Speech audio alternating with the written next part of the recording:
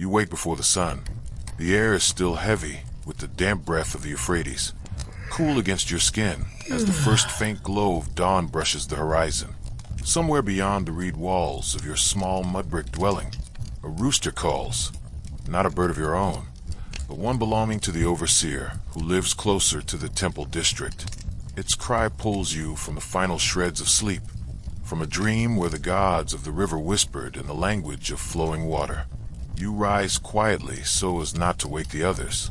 Your wife still sleeps beside the clay hearth, your children curled like tiny figurines in woven mats. You move with care, the packed earth beneath your feet still cold from the night, and reach for the small clay bowl filled with barley bread left over from yesterday.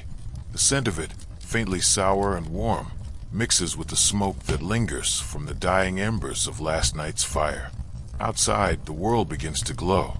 The flat rooftops of Uar shimmer faintly under the growing light, and the temple, the great ziggurat rising above the city like a mountain of baked clay, glows with the first blush of the sun.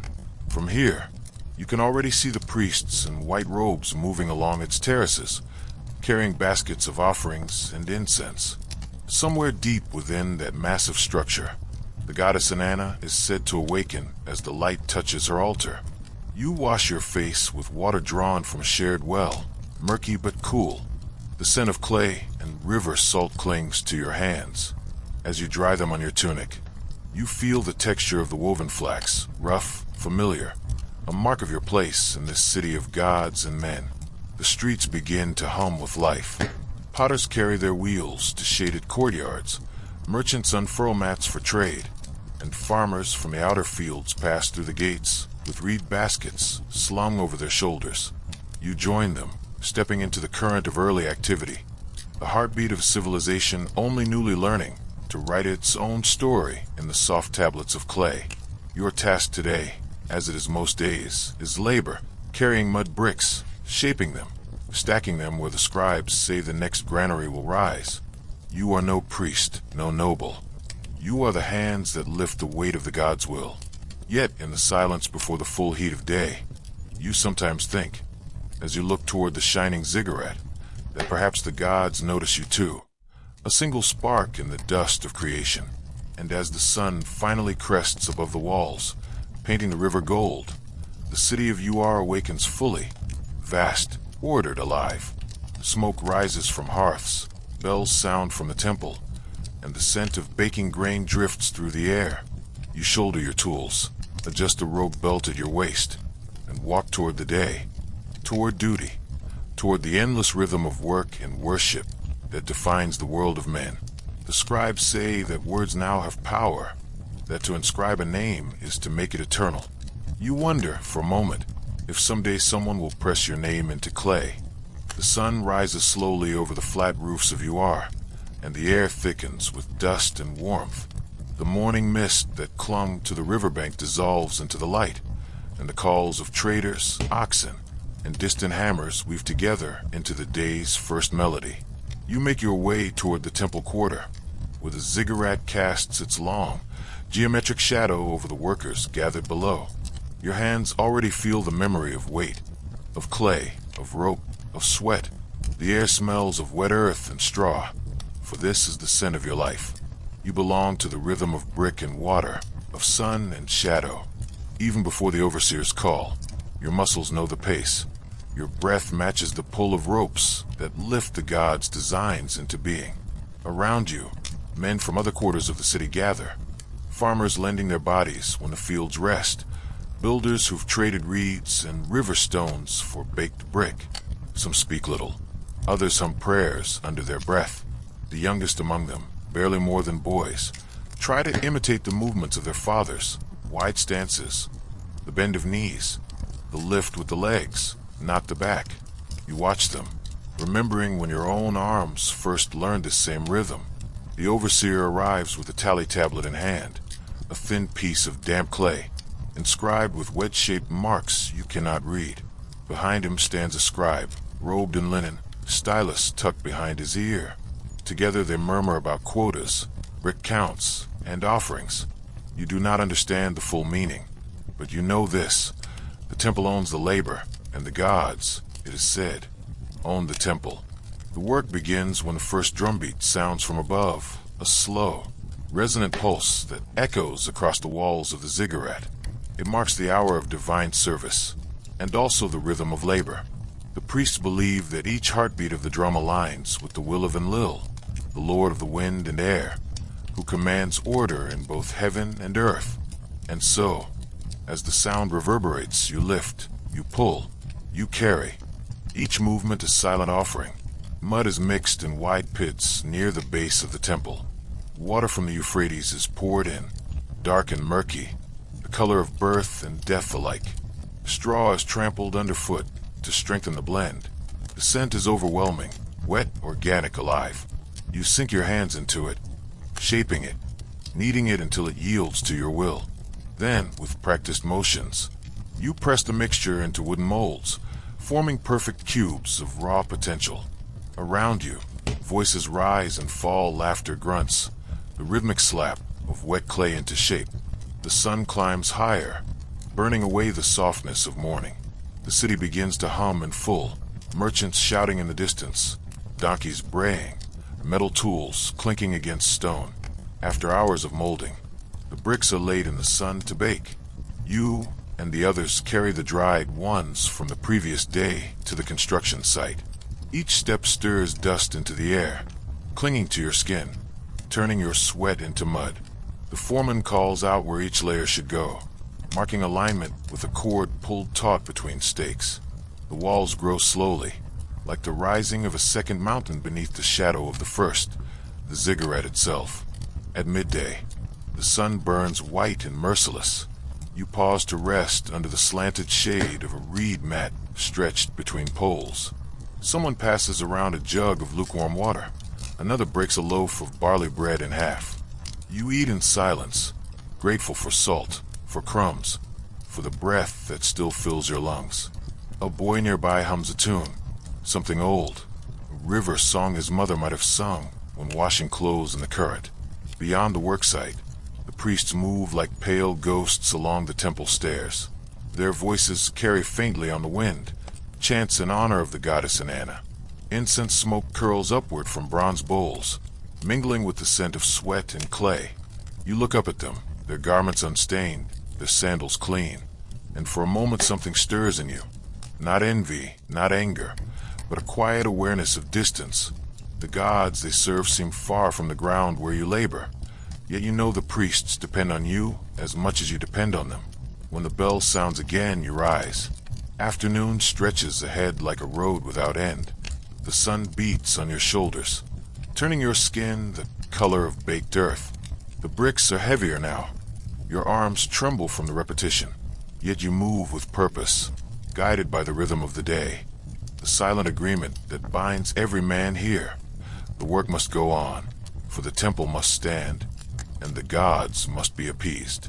Sometimes, when you glance at the half-built wall and the patterns forming in its layers, you think of it as writing, not with stylus and clay, but with labor and sweat. Each brick is a mark, each motion a syllable in the language of endurance. Perhaps, in some far future, someone will look upon these stones and wonder who placed them here. By late afternoon, the shadows grow long again. A cool wind rises from the river, carrying the smell of reeds and fish. Your hands ache, your back burns. You straighten, wiping mud from your arms, and for the first time all day, you allow yourself to look, really look, at the city. You wash stretches before you like a tapestry, narrow streets, domed rooftops, canals glittering in the dying light. Children run barefoot through alleys. Women carry jars of water on their heads. Oxen plod home along the embankments. Above it all towers the ziggurat, now glowing amber in the setting sun, a monument to both faith and fatigue. The overseer calls the final tally. The scribe makes his marks. Work ceases. The air fills with the collective sigh of men released from burden, at least for a time.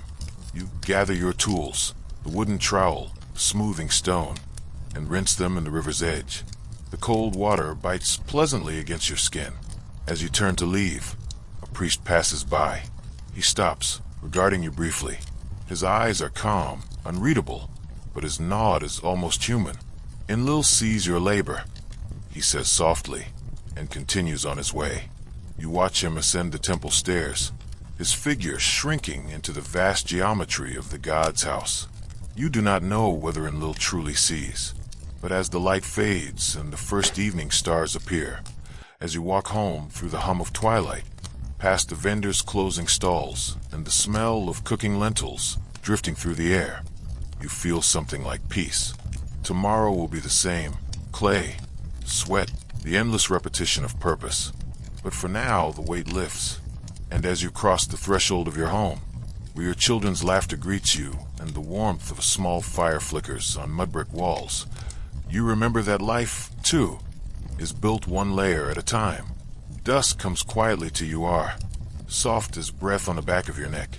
The heat of the day fades, leaving behind a lingering scent of sun-baked clay and river silt. The streets, once alive with the clatter of tools and the call of traders, begin to calm. You walk the narrow alleys toward your quarter, passing doorways where lamplight flickers and the sound of conversation hums like low music. The city exhales. Your feet ache.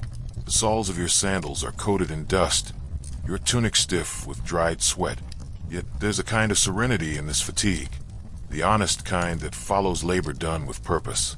As you cross a small bridge over the irrigation canal, you pause, leaning on the railing of woven reeds. Beneath you, the water moves slow and heavy, carrying reflections of torchlight and stars just beginning to awaken. In the distance, the ziggurat rises, its terraces now painted in fading amber and violet hues. Smoke drifts upward from the temple altars, the final offerings of the day, while the priest's chants echo faintly, carried on the evening wind. For a moment, you imagine the gods watching through those plumes of incense, their unseen faces gazing down with patient indifference. You wonder if they recognize your toil, or if their gaze passes through men like light through water. By the time you reach your street, the sky has deepened to indigo. Neighbors stand outside their homes, sharing the last gossip of the day, their voices softened by fatigue and familiarity. Children dart between them, chasing one another with sticks that they pretend are swords or styluses. A woman laughs, calling her son back inside. The sound carries far, like a memory of something timeless. Your home is modest, a rectangle of mud brick and reed, with a small courtyard open to the sky. When you push aside the curtain of woven fiber at the doorway, warmth greets you. The scent of lentil stew simmering in clay pots, the faint perfume of crushed herbs, and the laughter of your youngest child. Your wife sits by the hearth, stirring the pot with a wooden spoon. Her hands are strong, her face touched by the same sun that burned you all day. When she looks up, she doesn't need to ask how the work went. The story is written across your posture, your silence, the pace of your breath. You sit beside her, take a handful of barley bread, and for a while, there are no words, only the steady rhythm of eating, of being alive. When the meal is done, you step out into the courtyard again. The moon has risen now, full, white, immense. Its reflection ripples in the water jar set near the wall. Your eldest son joins you, carrying a small drum he made from stretched animal hide. He taps it lightly, hesitant at first, then stronger, finding a rhythm that mirrors the beat of your heart. Soon your daughter begins to sing, not a formal hymn, but a small, playful melody she learned from her grandmother. Her voice carries upward, past the mud walls, past the rooftops, into the open night. The neighbors hear and smile. One man claps softly in time. The sound spreads, a pulse, a shared heartbeat that belongs to no one and everyone. The moonlight glints on the rooftops of UR like silver poured from a divine hand. The city seems both vast and small, an island of life surrounded by the dark unknown. You sit there, beneath the slow-turning constellations, and you think of the scribes who chart those same stars on clay tablets. They say each movement in the heavens foretells the will of the gods, harvests, floods, the fates of kings. You wonder if the stars also record smaller things, the curve of your child's laughter, the heat of your wife's hand against yours, the ache that never quite leaves your shoulders.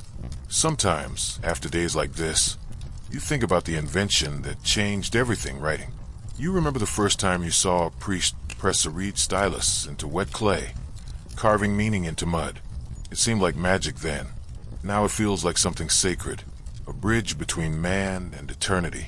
In the temple, scribes record every measure of grain, every offering, every labor hour, turning the chaos of life into order. They say words written in clay can outlast generations, but you've often wondered what will become of the unwritten stories, the songs sung beside fires, the laughter that fades before morning, the fleeting look in someone's eyes. Your son asks you about the gods. Do they live up there? He says, pointing at the stars. You think for a long moment before answering. They live in the wind, you say finally, and in the sound of water, in the strength of your hands, in the breath that fills your chest. He nods, as if this makes perfect sense. Then he drums again softly, like a heartbeat beneath the night sky. Later, when the children have fallen asleep and the courtyard grows quiet, you remain awake beside the dying fire. The moon has climbed higher now, illuminating the cracks in the walls, the texture of the clay bricks your own hands helped shape years ago. You run your fingers over them absently, feeling the roughness, the permanence. Every home in the city is made of this, sun-baked earth, straw, and faith. You hear footsteps, your wife coming to sit beside you. She wraps a shawl around her shoulders, leans against your arm, and for a while, you both simply watch the sky.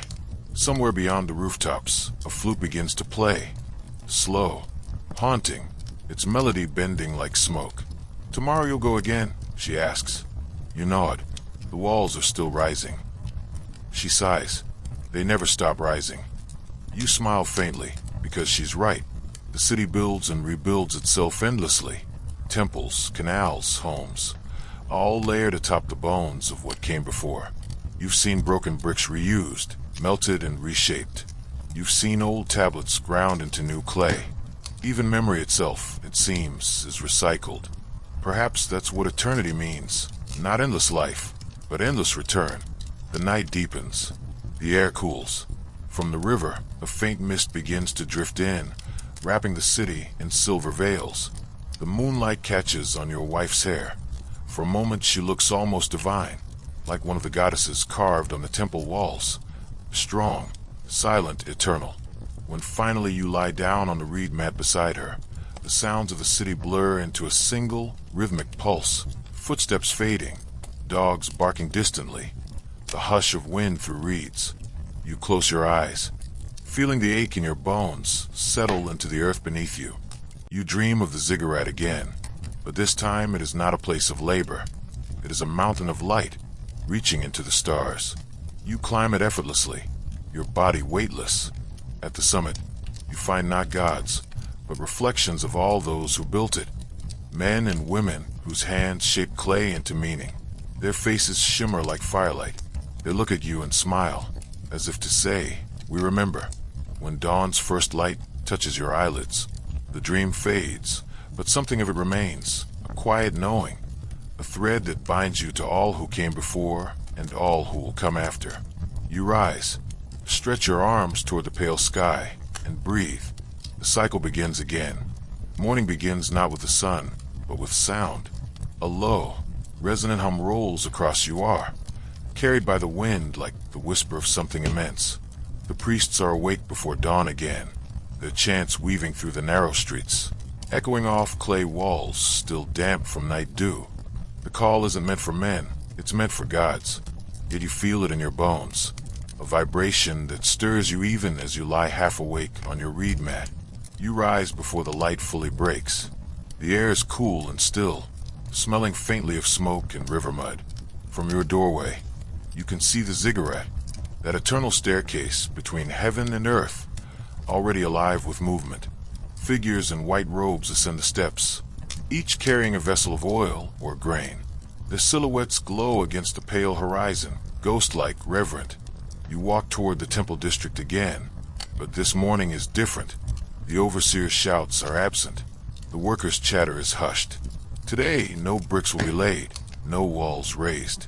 Today belongs entirely to the gods. At the foot of the ziggurat, you and dozens of others kneel, waiting. The high priest appears at the topmost terrace, a figure small against the immense bulk of the structure. In his hands gleams a bronze blade, polished to a sacred shine. The people murmur prayers, faces pressed to the ground. You do the same, though your mind drifts. You think of the clay tablets that record every offering, every harvest, every name, all inscribed so the gods might never forget. But you wonder, what do the gods remember that the tablets do not? A drum sounds deep, deliberate. Then another. The rhythm grows, slow and solemn, like the beating of the world's heart. Incense smoke rises in curling streams, sweet and heavy. The priests chant in Sumerian words older than memory. You understand none of it, but the tone carries meaning. Awe, fear, surrender. When the sacrificial animal is brought forth, a white bull, trembling, eyes wide, the crowd holds its breath. You look away, but not fast enough. The blade flashes once, clean and certain. A spray of red, a sound that is more sigh than cry, and the bull collapses. The priests move with practiced grace, catching the blood in clay bowls, whispering to the heavens. The smell of iron and incense fills the air, thick and dizzying. You swallow hard, feeling the weight of what you've just witnessed. It's not horror exactly. It's something heavier, quieter. The awareness that life itself is a kind of offering, constantly given and taken. When the ritual ends, the people disperse. Some stay to touch the base of the ziggurat, pressing their foreheads to its cool surface, murmuring wishes into its ancient skin. You do the same. Though your prayer isn't for wealth or favor, you whisper, "Let my children be remembered." Then you step back into the sunlight, blinking, your heart still echoing the rhythm of the drums. As the day unfolds, you find yourself assigned to a quieter task, helping the temple scribes carry clay tablets from one chamber to another. Inside the temple, the world feels different. The air is thick with the scent of cedar oil and ink. Faint beams of sunlight filter through narrow slits in the walls, illuminating dust motes that drift like tiny stars. You move slowly through the archive halls, long corridors lined with shelves of clay. Each shelf holds hundreds, sometimes thousands, of tablets. They are the bones of the city's memory, records of debts, births, crops, marriages, celestial events. The scribes handle them like fragile children, speaking softly as though the tablets themselves could listen. One of them, an older man with ink-stained fingers, notices you watching. "Do you know what this is?" he asks, lifting a tablet inscribed with intricate wedges. You shake your head. "This," he says, "is time, frozen in clay." He sets it down carefully, as if returning a beating heart to rest. You don't understand the full depth of his words, but they stay with you. Later, as you exit the temple, you find a small group of apprentices gathered around a sundial. Their master points to the shadow cast by the rising sun, explaining how its angle tells the hour. Beyond them, another priest adjusts a bronze instrument, a curved rod marked with symbols, to study the stars' positions. You realize that, to the priests, the heavens are not a mystery but a language, and to serve the gods, they must learn to read it. You stand in the courtyard for a long time, watching as sunlight strikes the ziggurat's upper terraces, turning them gold. For the first time, you think of the gods not as beings above, but as order itself, the balance of things, the measured breath between light and darkness. At midday, the ceremony's remnants are burned.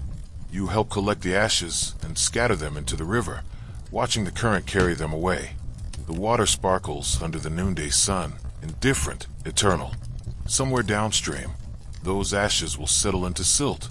Perhaps one day they'll feed the same clay that forms another temple, another tablet, another prayer. As you stand at the water's edge, a child from the temple approaches, carrying a reed basket. Inside are small, baked figurines, miniature humans and animals. He explains that they are substitute offerings, meant to carry prayers on behalf of those who cannot afford real sacrifice. He tosses one into the river. It floats briefly before sinking. Do they reach the gods? You ask him. He shrugs. The river always finds the sea, and the sea touches the sky. So perhaps. You nod, moved by the simple wisdom of it. When dusk returns, the city is quieter than usual. Even the merchants seem subdued, their calls muted, their eyes thoughtful. The scent of incense still lingers faintly in the air, as if the gods have not yet departed. You walk home beneath a deepening sky, your shadow long against the mud walls. The moon rises again, round, silver, all-seeing. The same moon that watched your ancestors and their ancestors before them, when they first carved their prayers into clay. Your wife meets you at the doorway. She doesn't ask about the day. She already knows. The ritual days always leave a silence behind, a stillness that words can't fill. You sit together beside the small hearth, watching the flames dance. Your children sleep early, exhausted from their own chores. After a while, you step outside into the courtyard. The stars shimmer above, bright and ancient. The air is cool, carrying the faintest scent of river mist. You think of the scribe's words, time frozen in clay, and you wonder if the same could be said of the sky. Perhaps each star is a mark, pressed by the gods into the fabric of the heavens, a record of every life that ever was. You close your eyes and listen. The city is never truly silent. There's always the low hum of life, the murmur of wind through reeds, the whisper of water against stone. Yet tonight it feels sacred, as if the world itself is holding its breath. When the gods demand silence, you realize it isn't to punish. It's to remind you of all that lives within it. Memory, grief, awe, the quiet music of existence. You sit until the fire dies, until the moon climbs high and silver light spills across your hands. You think of the ziggurat again, not as a structure of stone, but as a path made of all your days, one stacked upon another, leading ever upward. And though you may never reach the top, you understand now that every step, every breath, every brick you've laid is part of the climb. Section 5, the breath between stars. Night has always come like a slow tide over the plains, creeping, inevitable, sacred. By the time the last echoes of the temple drums fade, the city of UR lies hushed beneath a vast, trembling sky. The river glints like a vein of liquid bronze, reflecting the first shimmer of stars. And you, weary from the day's labors, from prayer and dust and the weight of unseen gods, step outside your home and tilt your head upward. The heavens in Sumer are never empty. They are alive, filled with stories, omens, and breath. You sit on a low wall of mud brick and feel the cool air settle on your skin. Around you, the village softens into shadow.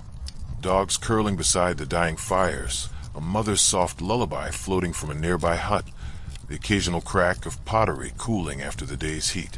The world feels at rest, yet awake in another way. The way of watchers, of those who listen to the quiet language of stars. Far above, the constellations rise like old friends returning from a long journey. There, the bull of heaven, strong and unyielding. There, the scorpion, its tail gleaming faintly in the east. And beyond, the great twins, forever locked in silent companionship. You remember the temple priest explaining once, his voice low and reverent. The gods wrote the world in two places, in clay and in the sky. What is pressed into the tablets below is only an echo of what burns above. At the time, the words felt distant. Tonight, they feel true. You can almost see it now, the invisible threads that bind heaven and earth, weaving through the breath of every living thing. The flicker of firelight against your hands feels no different from the shimmer of starlight against your eyes. Both are sparks of the same divine flame. Your eldest son, barely 10, creeps out beside you, rubbing his eyes. "Father," he whispers, "are the stars watching us?" You smile, motioning for him to sit. "They are more than watchers," you say. "They are memories." He frowns, puzzled. You scoop a bit of dry dust and let it fall slowly through your fingers. "When we die," you tell him, "the gods breathe what remains of us into the sky. Every star is the soul of someone who once walked the earth." He looks up, wide-eyed. "Then, will I be a star one day?" You place a hand on his shoulder. "If you live with courage and kindness, yes. The gods will lift your breath among theirs." The boy smiles faintly, comforted, and leans against you. You both sit in silence for a while, watching the constellations drift slowly westward. Above the distant temple, a torchlight flickers, a reminder that the priests are keeping their midnight watch. Somewhere up there, they are reading the heavens, measuring the fate of kings and farmers alike. You think of them, cloaked figures with bronze instruments, mapping the paths of planets, recording their movements on clay. The stars, they say, are the handwriting of destiny. Every rise and fall of a ruler, every flood and drought, every birth and death, all are written there. And yet, as you sit with your son, feeling the steady warmth of his small frame beside you, you wonder if destiny truly speaks so coldly. Maybe the stars do not command but remember. Maybe they simply keep what men forget. The night deepens. A soft wind stirs from the east, carrying with it the faint scent of the river and the distant hum of frogs. The moon, pale and heavy, climbs higher, drenching the ziggurat in silver. Its tears gleam like steps carved into eternity. You recall another time, years ago, when you climbed partway up that sacred structure to deliver bricks. You had paused halfway, dizzy from the height, and glanced up at the summit. The high priest had been there, raising his hands to the sky, whispering words you couldn't hear. The air had felt charged, electric, as though the gods themselves leaned close to listen. That same feeling returns now, that trembling stillness between breaths, where the divine and mortal meet. You inhale deeply, feeling it in your chest, the breath between stars. It's what the scribes call Z life force, the same breath that shapes rivers, grows reeds, stirs the dust. The same breath you gave your newborn daughter when you first held her, whispering her name into her ear. The same breath the gods lent the world when they shaped it from clay. Hours pass unnoticed. The stars wheel above like patient scribes, etching unseen lines across the heavens. You trace them with your eyes, following the slow march of the great twins toward the horizon. Their journey reminds you of the endless cycle of work and worship, life and death, the same rhythm that beats beneath the surface of everything in Sumer. In the distance, faint music drifts from the temple, a slow, mournful melody played on a lyre. The sound carries over the rooftops, soft yet piercing. It speaks of longing, of devotion, of the endless search for meaning in a world where even gods seem to need offerings to stay alive. You think of the priests, the scribes, the builders, the herders, all threads in the same tapestry, bound by a shared sky. And for a fleeting moment, the divisions fade. There's no high or low, no divine or mortal, only the breath that connects all things, the same breath that will one day leave your body and join the stars above. Your wife steps out quietly, wrapping a shawl around her shoulders. "You're still awake," she murmurs. "Couldn't sleep," you say. "The sky feels alive tonight." She follows your gaze upward. "It always does," she replies. "You just forget to look." You chuckle softly. She's right. The days are filled with noise, hammers on stone, overseers shouting, children laughing, the market's clamor, all of it loud enough to drown the quiet voice of wonder. Only at night, when the noise dies, does the soul remember to listen. You sit together, your son now asleep against your arm, your wife's hand resting gently on your knee. The fire has long burned out, but its warmth lingers faintly in the air. The stars reflect in her eyes, and for a heartbeat you think you glimpse eternity there, not in the heavens, but in the simple act of being alive, together under the same sky. Later, as she carries your son back inside, you stay a while longer. The moon hangs low now, larger and softer. A faint mist begins to form over the river, curling like breath over sleeping water. You take one last look at the ziggurat, its outline rising dark and proud against the sky, and whisper a quiet prayer, not to the gods this time, but to the stars themselves. "Remember us," you say. "Remember that we lived, that we built, that we dreamed." The words drift upward, carried by wind and silence. Somewhere in the distance, a night bird cries, a thin, haunting note that fades into stillness. You stand, stretch, and feel the ache of the day in your bones. But there's peace too, a strange, grounding peace that feels older than language. You return to your home, step inside, and lie beside your family. The roof creaks softly in the wind. The faint glow of starlight spills through a crack in the wall. Your eyes grow heavy, and in that half-dreaming space before sleep, you see the world from above. The rivers like veins of silver, the city glowing faintly, the ziggurat like a great heart pulsing in the dark. And around it all, stars breathing, slow, eternal kind. Dawn bleeds slowly over the plain, pale gold dripping across a horizon still heavy with night. You wake to the scent of damp earth and smoke, the familiar ache already pulsing in your arms before your eyes have even opened. Somewhere outside, a rooster crows, defiant and shrill, as if to remind you that the world begins again whether your body wishes it or not. The house is dim, filled with the low breaths of your family still asleep. You rise quietly, careful not to wake them. Your wife stirs, but does not open her eyes. Her hand, rough and calloused from grinding grain, twitches once in her sleep and rests again. For a moment, you linger, watching the curve of her shoulder, the small clay amulet she wears for protection glint faintly in the gloom. It was given to her by her mother, who believed it kept away the spirits of sickness. You do not know if it works, but you have seen worse charms fail, and so you choose to believe. Outside, the morning air cuts cold against your skin. Mist clings to the riverbank, softening the outline of the reeds. You splash your face with the chill water, gasping as the cold runs down your neck. The world feels raw, unshaped, like clay waiting for the first mark of the potter's hand. By the time you reach the temple site, the eastern sky is brightening. The ziggurat towers ahead, its upper tiers lost in a haze of dust.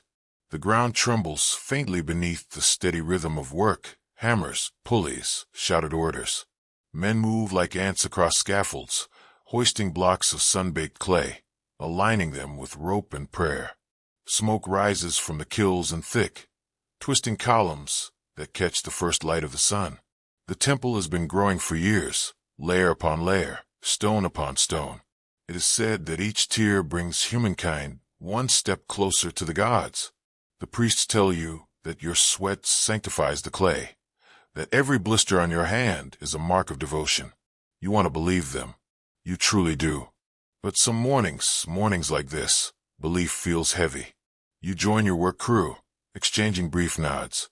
No one speaks much at this hour. The air is too thin for words.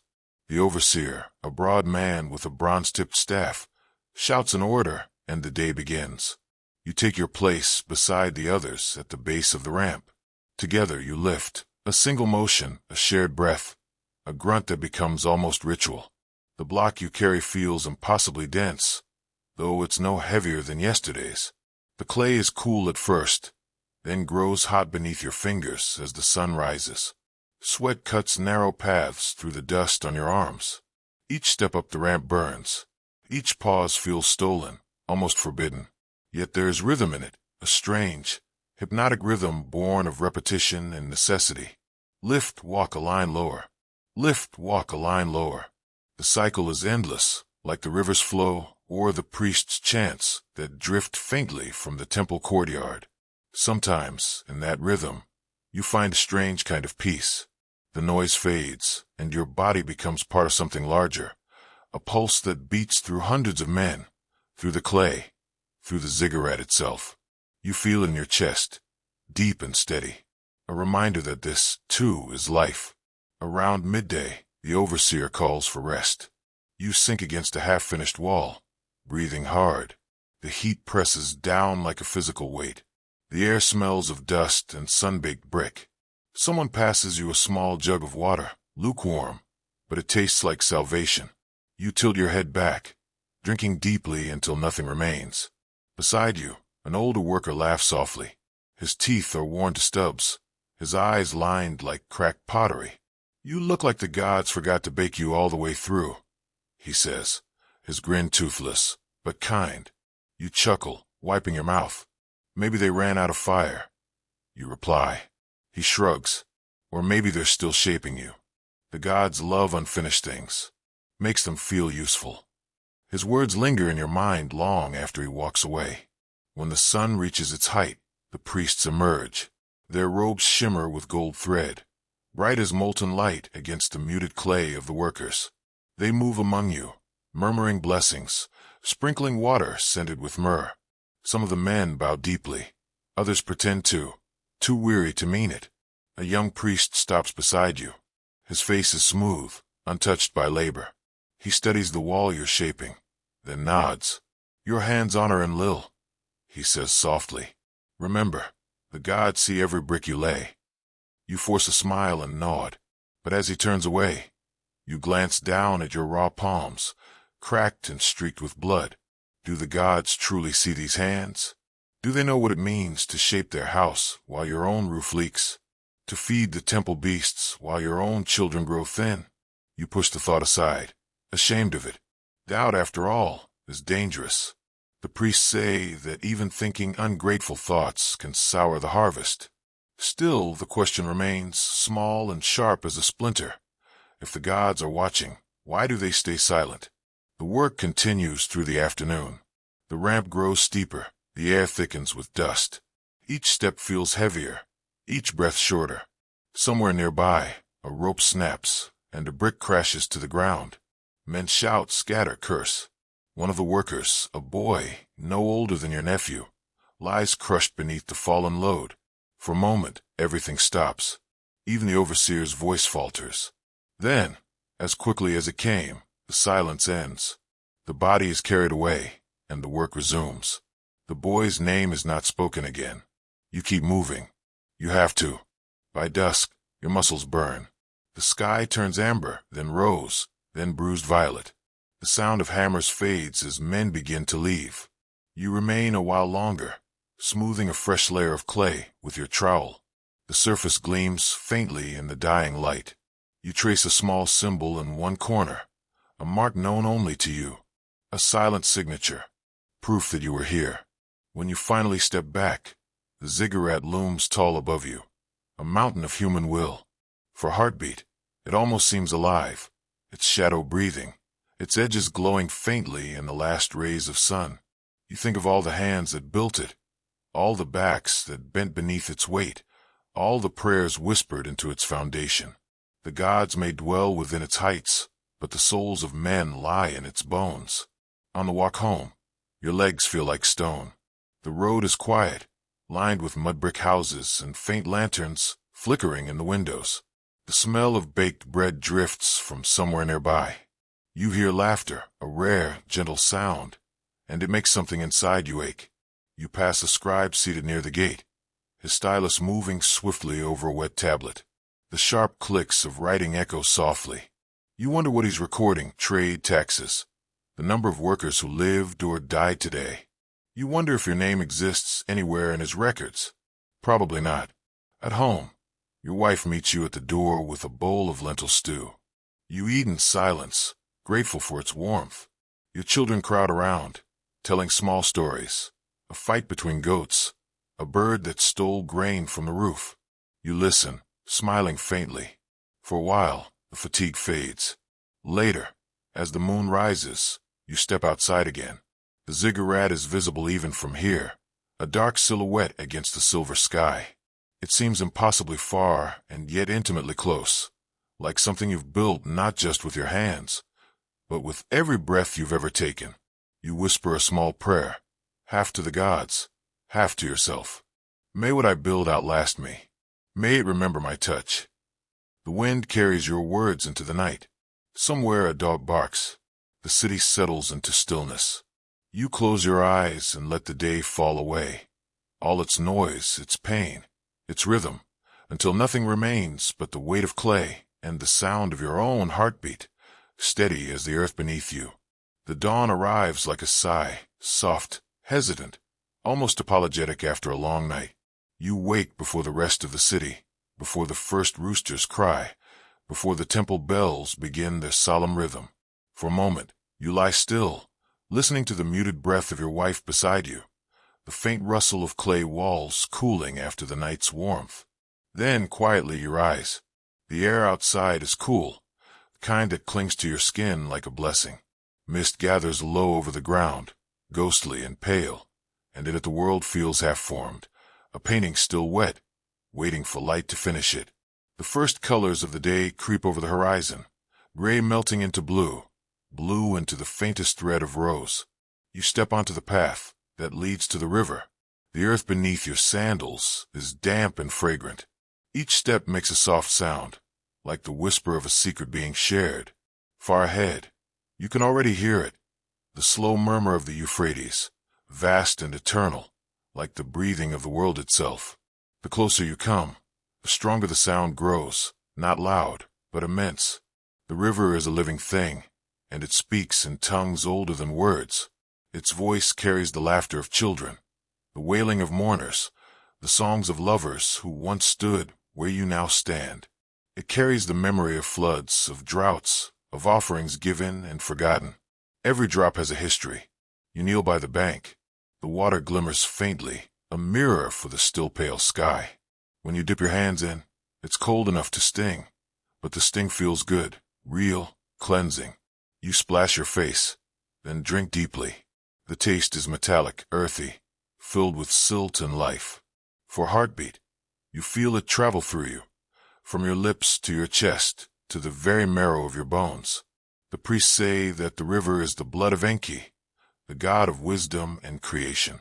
They say that all knowledge flows from its depths, that even the written word was born from water. You don't know if that's true, but standing here, you can believe it. There's something sacred in its patience, the way it accepts everything and carries it away, without judgment. Behind you, the city of Uar begins to wake. Smoke rises from hearths, voices murmur, donkeys bray. The temple bell tolls, low and distant. But here, by the river, time moves differently. You feel detached, suspended between worlds, the labor and dust of the day ahead, and the silent vastness of the divine. You notice a figure farther down the bank, an old fisherman repairing his net. His hands move slowly, deftly, as though they've been doing this since the first river flowed. You greet him softly, and he nods without looking up. "Strong current today," he mutters. His voice is gravelly, worn thin by age. You glance at the water. It looks calm to you, smooth as oil. "Doesn't seem so," you say. He chuckles. "That's how it always begins. The river hides its strength until it decides to take something." You fall silent. The words feel heavier than he meant them to.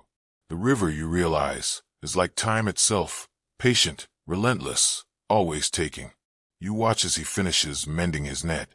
His face is carved with lines like dried mud, each one a story you'll never know. When he stands, his joints creak audibly. "The gods favor those who rise early," he says, gathering his things. Then he wades into the water, disappearing into the fog, like a ghost returning home. You stay a while longer, watching the sunlight slowly burn through the mist. Birds stir in the reeds, their wings catching the first gold of the morning. Somewhere across the river, someone is singing, a low, rhythmic chant. It's impossible to tell if it's a prayer or a work song. Perhaps there's no difference. You pick up a smooth stone from the shore, wet and heavy in your palm. Its surface gleams like polished bronze. For a moment, you think of the tablets the scribes use, the way a single mark in clay can hold a voice for centuries. The thought humbles you. You turn the stone over in your hand and imagine carving your own story into it. A man, a worker, a son of the river. But then you toss it back, watching the ripples expand, fade, and vanish. Not everything needs to be remembered. The sun is higher now, and the mist has thinned.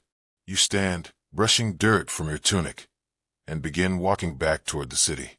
The road runs parallel to the river for a while, and as you go, you see others joining the day. Farmers leading oxen to the fields, women carrying baskets to market, children chasing one another, their laughter spilling like water. Every life here begins and ends with the river. A woman passes you, balancing a jug on her shoulder. She smiles faintly, and you nod in return. Her jug gleams with droplets of morning dew. That water will be used to bake bread, to wash wounds, to cool the brows of the dying. It will return to the earth, and someday back to the river. The cycle never ends. By the time you reach the temple courtyard, the sun is full and golden. The priests are already gathered for the morning rites. Incense curls upward from bronze censers, mingling with the scent of river mud that clings to your hands. You join the small crowd of workers waiting outside the gate. The high priest appears on the terrace, his robe embroidered with the symbols of the heavens. His voice is deep and resonant, amplified by the stone walls. "Enki of the waters," he intones, "flow through us. Wash away impurity. Grant wisdom to those who labor and peace to those who serve." You bow your head. Around you, the crowd murmurs assent. The chant rises and falls like waves. You feel it move through you, not belief, exactly, but something close. Surrender, maybe. The sense that you are part of a rhythm larger than your own heartbeat. When the ceremony ends, the priests pour libations into the river, jars of milk, honey, and beer, their contents spilling like liquid sunlight. The offerings mix with the muddy current, disappearing almost instantly.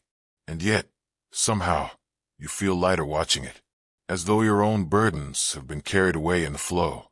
Later, as the sun climbs higher, you find yourself walking the riverbank again. The workday will begin soon, but for now you linger. You watch dragonflies skim the surface, their wings flashing like shards of glass. A child nearby skips stones, each splash marking a small defiance against stillness. You crouch and scoop a handful of mud, feeling its texture, soft, cool, pliable. You think of how many things this mud can become. A wall, a tablet, a bowl, a home. It is both the beginning and the end of all things. Maybe that's why your people love clay so much, because it reminds them of themselves. Fragile but enduring. Temporary, yet eternal in form. You look up at the ziggurat in the distance. It catches the sunlight now, blazing white and gold. From here, it almost looks like a reflection, as though the river, shimmering beside it, is its twin. The earth reaching upward, the water flowing downward, one mirroring the other. Heaven and earth, bound by the same pulse. The thought steadies you. For the first time in many days, you feel not tired but calm, as though something inside you has aligned with the rhythm of the world. You close your eyes and listen. The river speaks again. You can't understand the words, but you recognize the feeling. That quiet, infinite patience that has carried your ancestors for generations. You whisper softly into the wind, a prayer not taught by priests, but born in your own chest. May I flow as you flow.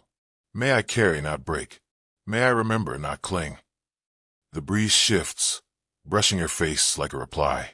You smile, and for once, you believe that the gods might actually be listening. The day begins with the taste of dust. Fine grains cling to your lips as you walk the narrow street toward the temple. The sun already heavy above the rooftops of you are. The city hums around you, traders shouting prices, goats bleating, the rhythmic thud of wooden sandals against packed earth. The smell of baked bread drifts from an open window, mingling with the sharper scent of hot clay. Today is different. You are not walking to the fields or to the quarries. Today, your overseer has sent you to deliver a load of barley to the temple storeroom, an errand that feels small, almost meaningless, yet you feel a quiet excitement beneath your ribs. It is rare for someone like you to pass through the temple gates. Rarer still to linger there. The temple of Nana rises above the city like a mountain carved from sunlight. Each step up its broad staircase feels like crossing into another world, one built not from mud and sweat, but from something cleaner, older, almost divine. At the top, the air smells faintly of oil and cedarwood, and the noise of the city falls away until all you can hear is the murmur of priests chanting somewhere deep inside. A young acolyte meets you at the gate. His robe is simple, his head shaven smooth. "The offering?" he asks, his tone distant but not unkind. You nod and follow him through long corridors lined with carved symbols, strange, flowing shapes pressed into the walls. They remind you of bird tracks and wet clay, but more deliberate, more alive. You can't help but stare. "What are these?" you ask quietly. The acolyte glances over his shoulder. "Marks of remembrance," he says. "The words of the gods, shaped by men's hands. You run your fingers over one of the carvings.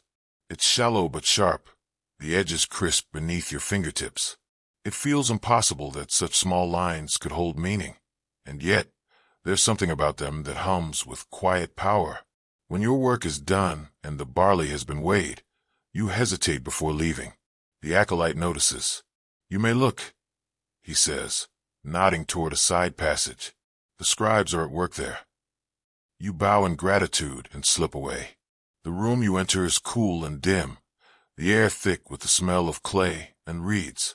Shafts of sunlight pierce the shadows, catching the swirling dust like tiny stars. There, hunched over low tables, sit the scribes. Their movements are slow, rhythmic, the scratch of styluses against soft tablets echoing softly like rain. You watch, mesmerized, as one of them presses a wedge-shaped reed into a slab of wet clay. Each motion is deliberate, almost ceremonial. A line here, a curve there, and suddenly a thought, invisible a moment ago, becomes something you can touch. The scribe notices you. He is older than you expected, his beard streaked with gray, his eyes pale but sharp. "You've never seen this before," he says, not as a question but a truth. You shake your head. He gestures for you to come closer. "Watch then." He takes a fresh tablet, smooths its surface with his palm, and begins again. "This," he murmurs, "is a record of the barley you just delivered. See, each mark stands for something, a number, a measure, a name." You lean in, fascinated. "So these marks remember for you?" He smiles faintly. "They remember what we would forget." You think about that. The idea is dizzying. That clay can remember, that it can hold truth the way a vessel holds water. But what happens, you ask, if the tablet breaks? The scribe chuckles. Then the memory is gone, just as it would be if you forget a song. The gods gave us this gift not to make us immortal, but to remind us how fragile memory is. He finishes the last mark and sets the tablet aside to dry. You notice his hands, stained with clay, calloused but gentle. They look like the hands of a potter or a mason, yet they build something different. Not walls, but thought. He invites you to sit.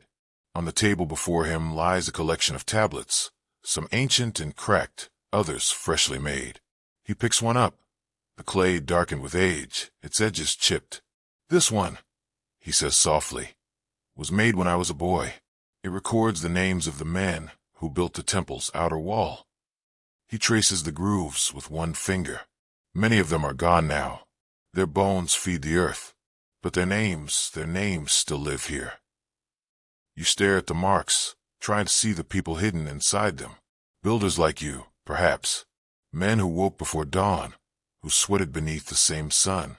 The thought fills you with a strange ache, pride and sorrow braided together. "Can you teach me?" you ask, surprising yourself. The scribe studies you for a long moment. "Perhaps," he says finally, "if you have patience. Words are not like stones. They cannot be lifted by strength alone."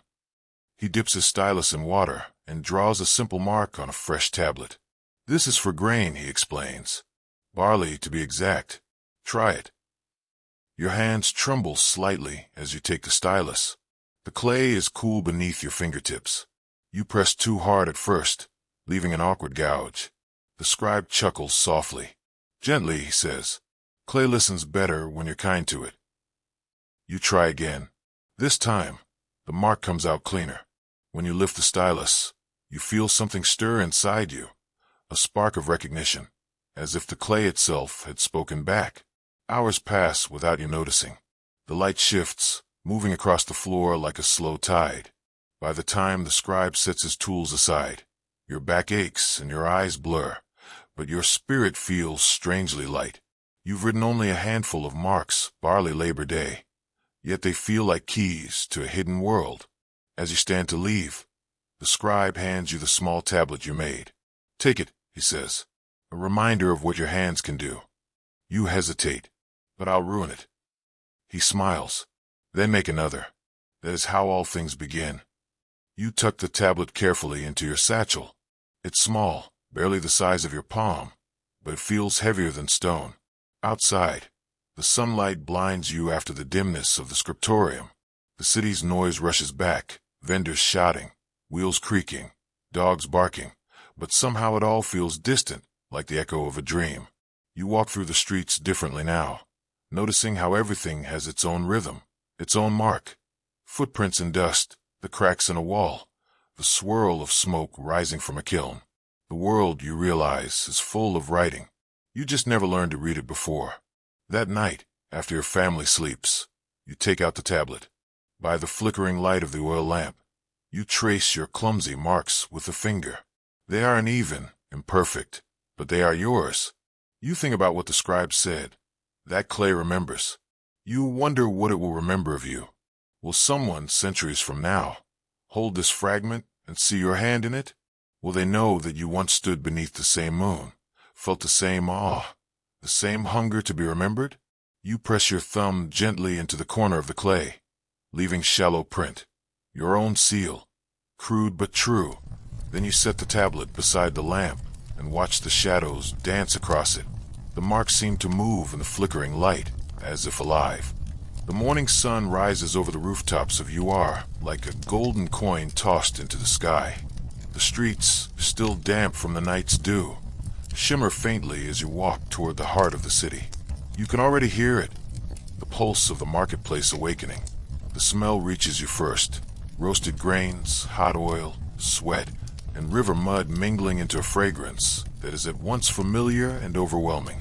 Then come the sounds, 100 voices calling out prices, children laughing, donkeys braying, the clatter of wheels over uneven stones.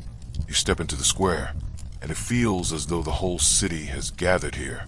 Baskets of barley, jars of dates, bundles of reeds, clay pots stacked like miniature towers. Every stall hums with movement. The sun gleams off bronze weights and polished scales. A woman scoops lentils into a bowl while arguing about their worth. A merchant unrolls a cloth from Dillman, the blue dye catching the light like trapped water.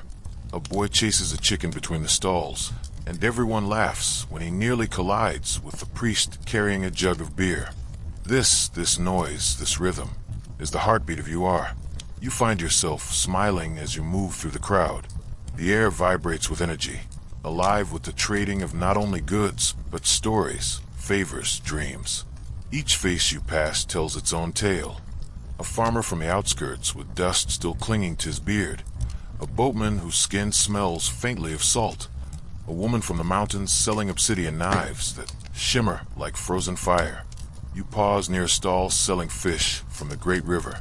The vendor, a broad-shouldered man with kind eyes, calls out to you, fresh from the nets, caught with my own hands before dawn. He grins, holding up a silver-scaled catch that gleams in the sun. You shake your head, laughing softly. I've no coin for such treasures today. He shrugs. A handful of barley then, or a promise for next week. His tone is teasing, but the warmth in his voice feels genuine. You trade him a small measure of barley, and he tosses a salted fish into your satchel. For luck, he says, and to keep you strong. You thank him, feeling a strange kinship in that small exchange, two lives brushing together briefly in the current of the day. Beyond the stalls, musicians are gathering near the temple steps. They tune their instruments, lyres made of wood and gut, drums stretched tight with goat skin. Soon the air fills with music. The rhythm is both ancient and alive, echoing through the square like the breath of the gods. You stop to listen. The melody twists and weaves through the crowd, and for a moment, everything slows. The market noise fades into a kind of harmony, laughter, song, the hum of voices blending into something greater than themselves. A dancer joins the musicians, her wrists wrapped in shells that click softly as she moves. The crowd parts to give her space. She spins, her long braid catching the light, her feet tracing stories older than writing. You watch her and realize that the music isn't merely entertainment, it's memory. It's how your people remember what can't be written down. The rhythm of planting, the sorrow of harvest, the joy of life repeating itself like a song sung to the earth. Nearby, a scribe sits beneath an awning, recording transactions for those who cannot write. You recognize him, the same old man who taught you to make your first marks in clay. His eyes lift as you approach, and he smiles faintly. "Back among the living, I see," he says, his voice dry as papyrus. You bow your head respectfully. "I still remember what you showed me." "Do you now?" he muses, tapping his stylus against the tablet in his lap. "Then tell me, what is worth remembering today?" You glance around at the market, the laughter, the trade, the flow of people. "This," you say simply, "all of it." He studies you, then nods slowly. "Then perhaps you've learned the hardest lesson, that the world itself is a tablet, and we are all writing upon it." His words stay with you long after you leave him. As midday approaches, the sun becomes a burning disk, and the shadows retreat to the edges of the stalls. You join a group of workers resting near a well. Someone passes around a jug of watered beer. Another tears a loaf of bread in half and shares it. You eat quietly, feeling the sweat cool on your skin. Around you, conversation drifts, talk of crops, of family, of rumors from faraway lands. Some speak of kings and wars, but most speak of the river, of how high it will rise this season, of whether the fields will yield enough.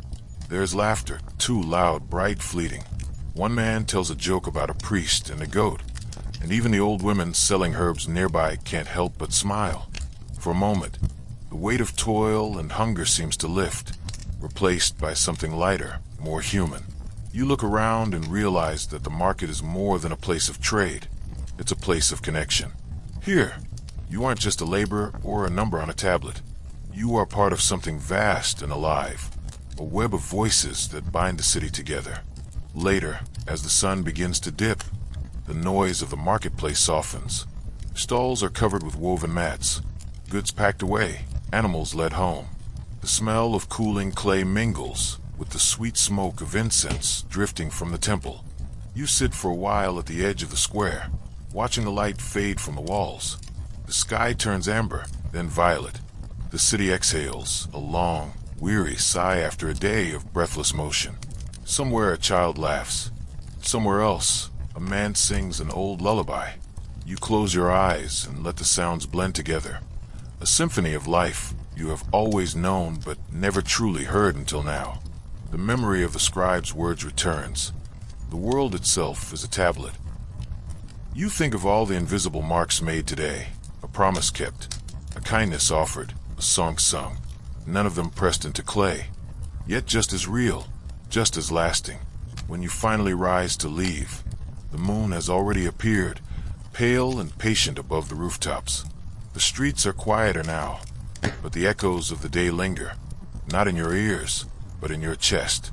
You walk home through the cooling air, the fish in your satchel still faintly smelling of salt, and you think, perhaps memory doesn't live only in stone or clay. Perhaps it also lives here, in the rhythm of footsteps on the road, in the breath between words, in the small, fleeting gestures that make up a life.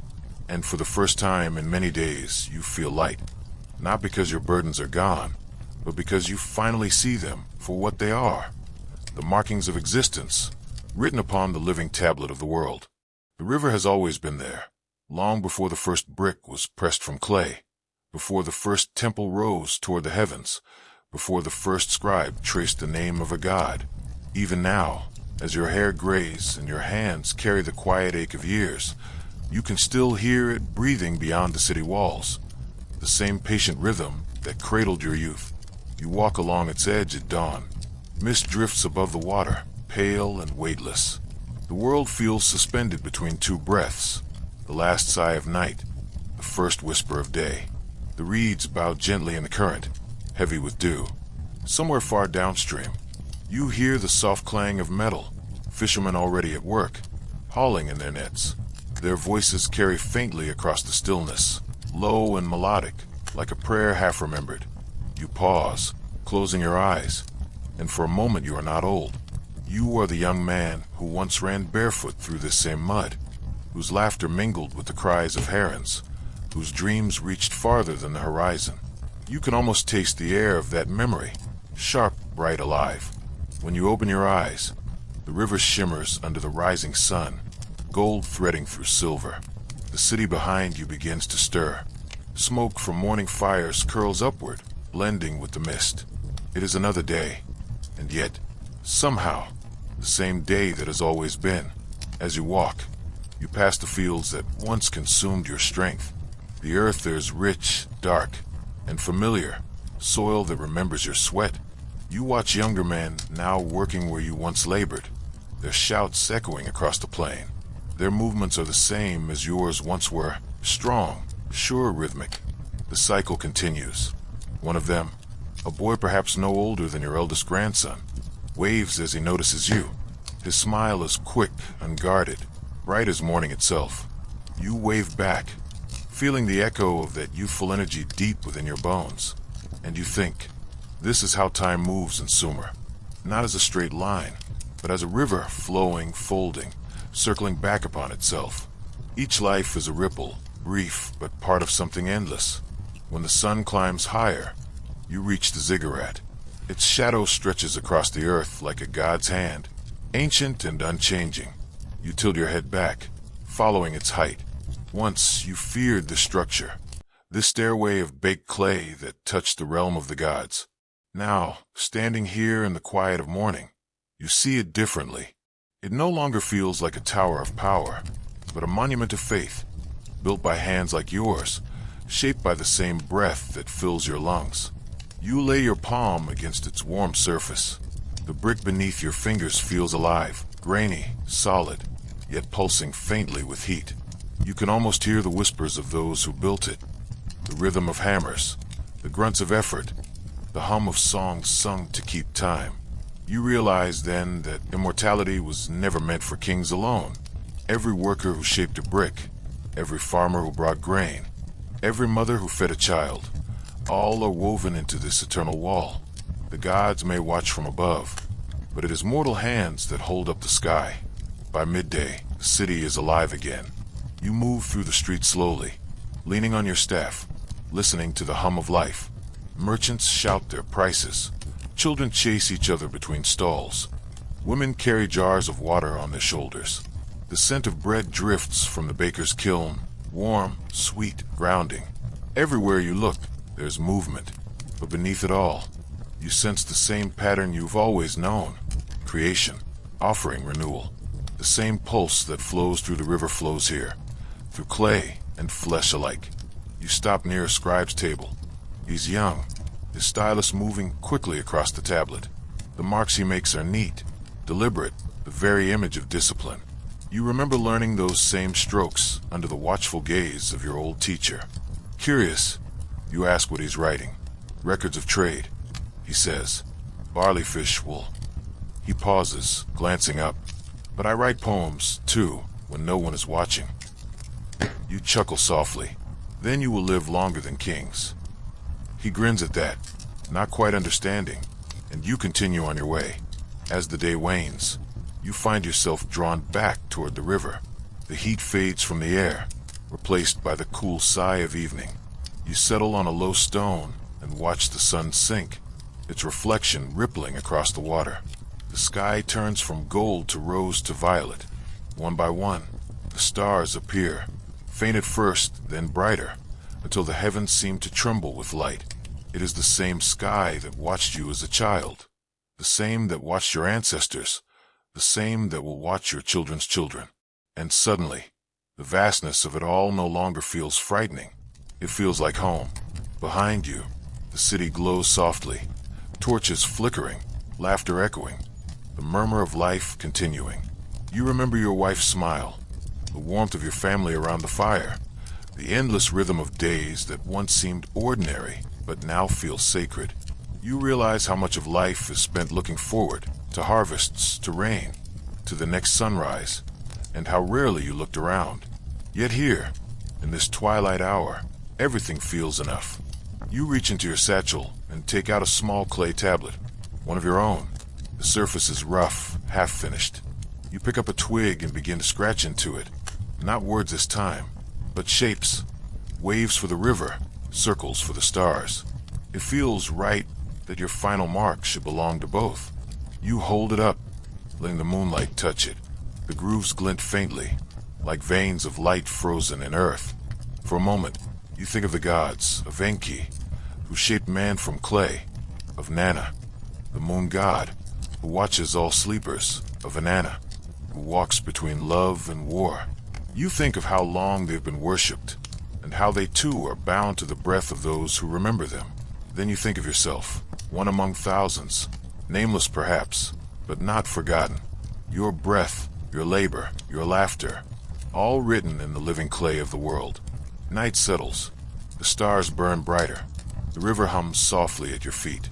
You lean back, feeling the cool air against your face, the pulse of the earth beneath you. For the first time in a long while, you feel no need to move, no need to hurry. The world will go on, as it always has, as it always will. You whisper into the night, your voice almost a prayer. Let the river carry my name to the sea. Let the stars remember my breath. And somewhere above, among the constellations that have watched over Sumer since time began, something seems to stir, a glimmer, a quiet acknowledgement. The wind shifts gently, carrying with it the scent of wet earth and distant rain, the same scent that filled the air on the day you were born. You close your eyes, the world breathes, and in that breath, between river and stars, you belong.